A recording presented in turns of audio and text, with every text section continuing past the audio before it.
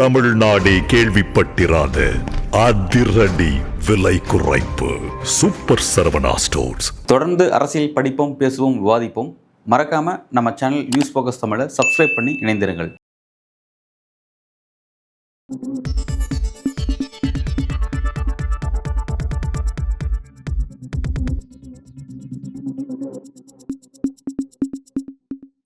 வணக்கம். இன்றைக்கு நம்முடன் அரசியல் பேசும் சிறப்பு விருந்தினர் திராவிட வெற்றி கழகத்தின் முதன்மை செயலாளர் வல்லம் பஷீர் அவர்கள். சார் வணக்கம். வணக்கம். இன்றைக்கு அதிமுகவுடைய பொதுக்குழு கூட்டம் கிட்டத்தட்ட ஒரு 16 தீர்மானங்கள் நிறைவேற்றி வச்சிருக்காங்க. அதுல முக்கியமான விஷயமா அவங்க எதை குறிப்பிடுறாங்க அப்படின்னா, அதை நான் பாக்குறேன் என்னன்னா, இந்த கூட்டணிக்கு அதிமுக தான் தலைமை தாங்குது. அதே மாதிரி கூட்டணி கட்சிகள் யார் உள்ளெல்லாம் வரணும் அப்படிங்கிறத முடிவெடுக்கக்கூடிய அதிகாரம், அந்த சுப்பீரியர் பவர் எடப்பாடி பழனிசாமி தான் வழங்கப்பட்டிருக்கு அப்படிங்கிற அந்த ஒரு விஷயம்.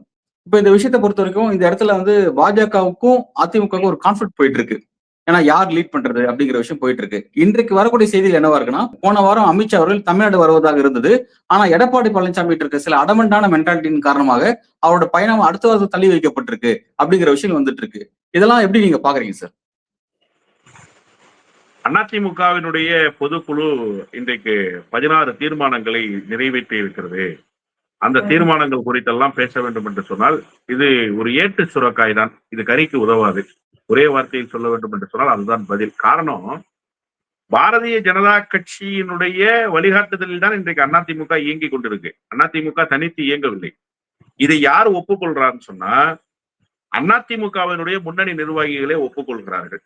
அந்த நிலையில் இப்போது கூட்டணிக்கு யார் வர வேண்டும் என்பதை எல்லாம் எடப்பாடி பழனிசாமி தான் முடிவு பண்ணணும் அப்படின்னா, எடப்பாடி பழனிசாமி ஒரு போன் கால்ல டெல்லியில போய் உட்கார்ந்துருவார்.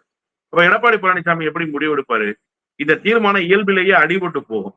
நீங்க இதெல்லாம் ஜெயலலிதா அம்மையார் இருந்த போது அதிமுகவினுடைய தீர்மானங்களை அப்படியே காப்பி அடித்து இப்போது நிறைவேற்றி இருக்கிறார்கள். ஆனால் அன்றைக்கு இருந்த அதிகாரம் இன்றைக்கு இல்லை. அன்றைக்கு இருந்த கட்சி இன்றைக்கு இல்லை. தீர்மானம் ஒன்றுதான் அன்று முதல் இன்று வரை. ஆனா கட்சியினுடைய தலைமை மாறி இருக்கிறது, கட்சியினுடைய தன்மை மாறி இருக்கிறது. இந்த தன்மைக்கு ஏற்ப தீர்மானத்தை நிறைவேற்றி இருக்கணும். இந்த தீர்மானத்தையே பெருவாரியான கட்சிகள் இங்கே வருவார்கள், கூட்டணி பலப்படுத்தப்படும், அதற்கான எல்லா முயற்சிகளையும் எடப்பாடி பழனிசாமி மேற்கொள்வார்னு சொல்லியிருந்தாலோ, மேற்கொள்வதற்கான அதிகாரத்தை அவருக்கு தருவோம்னு சொல்லியிருந்தாலோ, அது அதிமுகவினுடைய லீடு பொசிஷனை இப்ப கரெக்டா உணர்த்துறது மாதிரி இருந்திருக்கும். ஆனா நீங்க என்ன சொல்றீங்கன்னா, யார் வரணும் வரக்கூடாதுன்றதை எடப்பாடி பழனிசாமி முடிவு பண்றீங்க. அந்த இடத்துல எடப்பாடி பழனிசாமி முடிவு பண்ண முடியாதுன்னு நான் சொல்றேன். அந்த ரோல் எடப்பாடி பழனிசாமி கையில இல்ல. அது பாஜக கையிலையும் அமித்ஷா கையிலையும் தான் இருக்கு. அந்த ரோலை இவரால பிளே பண்ண முடியாது. அப்ப இது என்ன? இது ஒரு அட்டை கத்தி தீர்மானம் தான். இது ஏதோ எடப்பாடி பழனிசாமிக்கு கூட்டணி விவகாரத்தில் மிதமிஞ்சி அதிகாரம் இருப்பதை போலவும், அந்த அதிகாரத்தை வைத்துக் கொண்டு எடப்பாடி பழனிசாமி கூட்டணி அமைப்பாரு. நீங்க அப்படி கூட்டணி அமைக்கிறதா இருந்தா 2019 அமைச்சிருந்திருக்கணுமே. அப்படி கூட்டணி அமைப்பதாக இருந்தா 2021 அமைச்சிருக்கணுமே. 2024 நாடாளுமன்ற தேர்தல் அமைச்சிருக்கணுமே. இந்த வரிசையாக நடந்த 3 பொது தேர்தல்கள்ல நீங்க அமைக்காத கூட்டணி தானே. இப்ப திடீரென நீங்க எங்க இருந்து அந்த கூட்டணியை அமைக்க போறீங்க, அதற்கான அதிகாரத்தை உங்களுக்கு கொடுத்தா நீங்க என்ன செய்திருவீங்கிற கேள்வியை நாம கேட்க வேண்டியதில்லை. பாரதிய ஜனதா கட்சியினுடைய முன்னணி நிர்வாகிகளே கேட்பாங்க. ஏன்பா உங்களுக்கு தான் வாய்ப்புகள் நிறைய இருந்தது, அப்பெல்லாம் நீங்க இந்த கூட்டணியை பலப்படுத்தலையே, இந்த கூட்டணிக்கு யார் வரணும் யார் வர வேணாம்னு முடிவு பண்ணலையே, இப்ப திடீர்னு இந்த தீர்மானத்தை நீங்க நிறைவேற்றுறீங்களேன்னு அவங்க கேட்டா அதிமுக தரப்புல என்ன பதில் சொல்லுவாங்க? எடப்பாடி பழனிசாமி இலவு காத்த கிளி போல காத்துக்கிட்டே இருந்தாரு. பெரிய கட்சி ஒண்ணு வருது, பெரிய கட்சி ஒண்ணு வருதுன்னாரு. எந்த கட்சி வந்துச்சு? இங்க இருந்த கட்சிகள் தான் கூட்டணியில இருந்து வெளியில போச்சு. இங்க இருந்த தேமுதிக இப்ப கூட்டணியில இருக்கா? இல்ல. இங்க இருந்த பாட்டாளி மக்கள் கட்சி இப்ப கூட்டணியில இருக்கா? இல்ல. இங்க இருந்த எஸ்டிபிஐ கட்சி இப்ப கூட்டணியில இருக்கா? இல்ல. அப்ப யாரு இங்க இருக்கிறாங்க? பாஜக மட்டும் தான் இங்க இருக்கு. பாஜகவுக்கு வேண்டியவர்கள் இங்க இருக்கிறார்கள். அது பாஜகவினுடைய ஸ்ட்ரென்த், உங்க ஸ்ட்ரென்த் இல்ல. அப்ப இந்த தீர்மானம் இயல்பிலேயே அடிபட்டு போகுது. இன்னொன்னு, நீங்க இப்ப பாஜகவை சேலஞ்ச் பண்றதுக்கு தயாரா இருக்கீங்களான்னா அதுவும் இல்லை. ஏன்னா இது வெறும் தீர்மானம் தாங்கிறதையே அங்க பேசியவர்களே உணர்த்திட்டாங்க. பொதுக்குழுல பேசின யாராவது எடப்பாடி பழனிசாமி தான் டால் லீடர் பாஜகவை விட, பாஜக எங்கேயும் முடிவெடுக்க முடியாதுன்னு ஒரு வார்த்தை பேசி இருக்கிறாங்களான்னு கேட்டா எந்த இடத்துலயும் அப்படி ஒரு வார்த்தை பேசவே இல்லை. எடப்பாடி பழனிசாமியாவது அதை பேசி இருக்கிறாரான்னு கேட்டா எடப்பாடி பழனிசாமி அதை பேசல.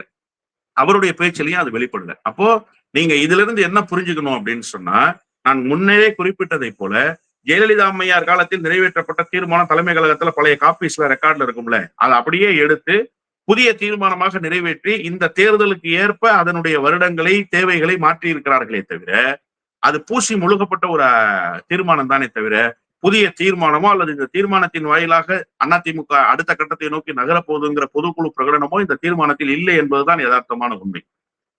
ஆனா ரொம்ப கான்பிடென்டா எடப்பாடி பழனிசாமி பேசுறாரு, 210 தொகுதியில வெல்ல போறோம்.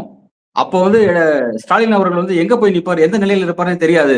ரொம்ப கான்பிடென்டா பேசுறாரு. இப்ப திமுக பேசுறான்னா, திமுக கூட்டணியில வந்து ஒரு 10 கட்சிகள் இருக்காங்க, ஒரு கான்பிடென்டா பேசுறாங்க, ஓகே. பட் இங்க வந்து யாருமே இன்னும் கூட்டணி சேரல. பட் அவ்வளவு கான்பிடென்டா பேசுறாருன்னா என்ன வியூகம் வச்சிருக்காரு அவர் எடப்பாடி பழனிசாமி? இந்த பேச்சுக்கு பின்னணியில இருக்கிற அவரோட ஸ்ட்ராட்டஜி என்ன? நீங்க ரொம்ப நல்லா கேட்டீங்க. எடப்பாடி பழனிசாமி 210 தொகுதிகள்ல நாங்க வெல்ல போறோம், அப்ப எங்க இருக்கு திமுகன்னு தெரியாது, அப்ப எங்க கொண்டு போய் முகத்தை வச்சுக்குவாருன்னு தெரியாதுன்னு சொன்னாரு. ஆனா என்ன ஸ்ட்ராட்டஜி எடப்பாடி பழனிசாமி வச்சிருக்காருன்னு கேட்டீங்கல்ல, ரொம்ப அருமையான கேள்வி. ஒரு பத்திரிகையாளரா நீங்க கேட்டிருக்கிற கேள்வி நியாயமான கேள்வின்னு நான் உணர்றேன். இத வந்து எடப்பாடி பழனிசாமி தான் கிளாரிபிகேஷன் கொடுக்கணும்.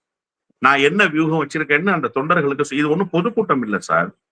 நீங்க எல்லாவற்றையும் வெளிப்படையாக பேச முடியாதுன்னு சொல்றதுக்கு கட்சியினுடைய உயிர் நாடியாக இருக்கிற பொதுக்குழு, பொதுக்குழுவுக்கு அழைத்ததே தேர்தலுக்கு தயார்படுத்துறதுக்கான. இந்த தேர்தலுக்கு முன்பு இதுக்கப்புறம் பொதுக்குழுவை கூட்டுங்களா நீங்க? நிச்சயமா கூட்ட மாட்டீங்க. இப்ப தேர்தலுக்கு முன்பு நடைபெறுகிற கடைசி பொதுக்குழு இந்த பொதுக்குழு தானே. இதுக்கப்புறம் தேர்தலுக்கு பிறகுதானே பொதுக்குழு. அப்போ நீங்க இந்த தேர்தல் வியூகத்தை என்னவாக வகுத்திருக்கீங்க, உங்களுக்கு என்ன விஷன் இருக்கு இந்த தேர்தல்ல அப்படிங்கிறத நீங்க உங்க கட்சியினுடைய சக நிர்வாகிகளுக்கு சொல்லியிருக்கணும்ல. உங்க கட்சியினுடைய சக நிர்வாகிகளை தயார்படுத்துற வேலையை செஞ்சிருக்கணும்ல. அப்படி நீங்க கேட்டிருந்தா இன்னைக்கு இந்த கேள்வியை நீங்க எழுந்திருக்காதுல்ல. ஒரு நெறியாளரா நீங்க என்கிட்ட இந்த கேள்வியை இன்னைக்கு கேட்டிருக்க மாட்டீங்கல்ல.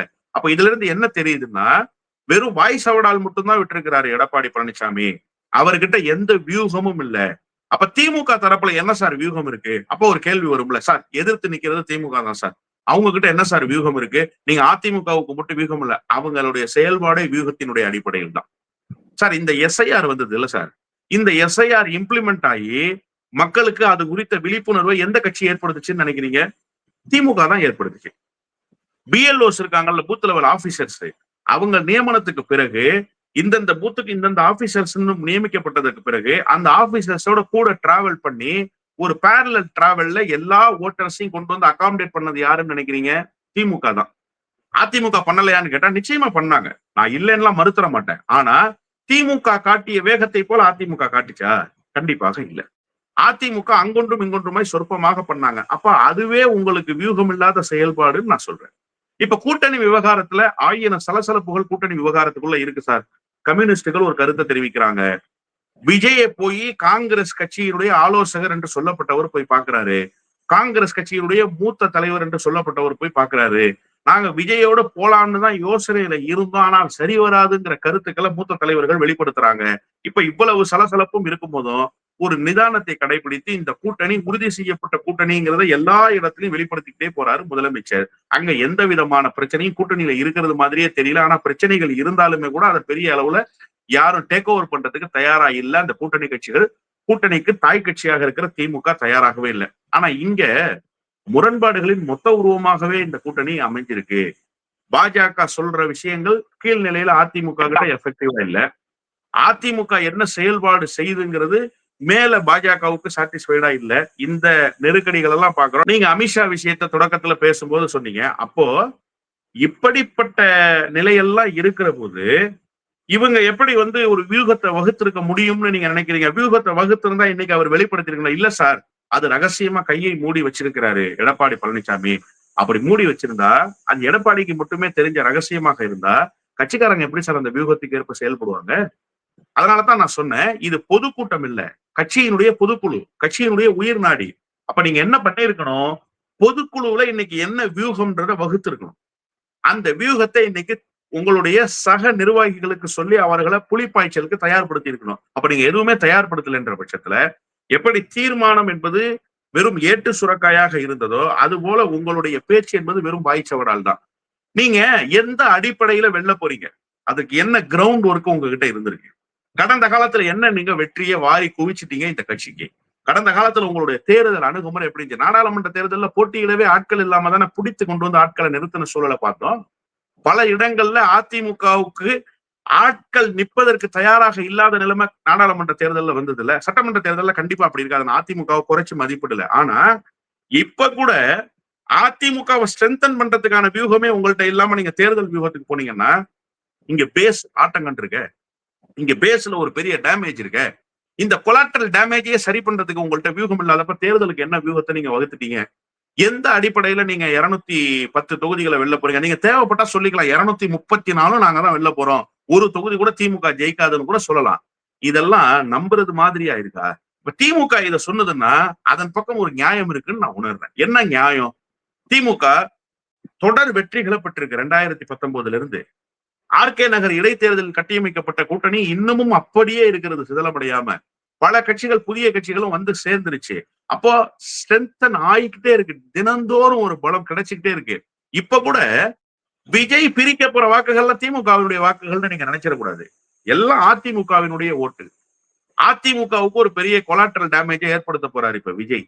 இவ்வளவும் நடந்ததுக்கு பிறகும் எடப்பாடி பழனிசாமி வெறுமனே மைக்க பிடிச்சு வெற்றுக்கூச்சல் போட்டுக் கொண்டிருக்கிறாருன்னா அவருக்கு அரசியல் தெரியலையா, இல்ல அரசியல் செய்யறதுக்கு அவர் தயாரா இல்லையான்ற கேள்வி ஒண்ணு இருக்குல்ல. உங்களுடைய கேள்விக்கு அதுதான் விடை. என்ன வியூகம் வச்சிருக்காரு? அவர்கிட்டயே வியூகம் இல்ல, அதனால்தான் வாய்ச்சவடாலாக பேசிவிட்டு இந்த பொதுக்குழுவை நிறைவு செய்திருக்கிறார். ரொம்ப கான்பிடண்டா அந்த ஸ்டேஜ்ல பேசியிருக்கிறாரு. என்னோட கேள்வி அங்கதான் வருது. இவ்வளவு கான்பிடண்டா பேசுறாரு அப்படின்னா என்ன திட்டம் அப்படிங்கிற ஒரு கேள்வி. ரெண்டாவது பாத்தீங்கன்னா இந்த 2026 தேர்தலை பொறுத்த வரைக்கும் வெற்றி பெறணுன்ற முனைப்புல அதிமுக செயல்படுதா இல்ல பாஜக செயல்படுதுன்ற கேள்வியே எழுது. ஏன்னா பாஜக தான் தொடர்ச்சியா வந்து தேமுதிக கொண்டு வரலாமா, பாமக ஒன்றிணைக்கலாமா, அதை உள்ள கொண்டு வரலாமா, அப்புறம் வேற யாரை உள்ள கொண்டு வரலாம், விஜய்க்கு அழைப்பு கொடுக்கலாமா அப்படின்ற மாதிரி அவங்க தான் இன்ட்ரெஸ்ட் காமிச்சிட்டு இருக்காங்க. பட் எடப்பாடி பழனிசாமியை பொறுத்த வரைக்கும் அவர் பார்த்தா அவர் ரொம்ப சைலண்டா இருக்கிறாரு.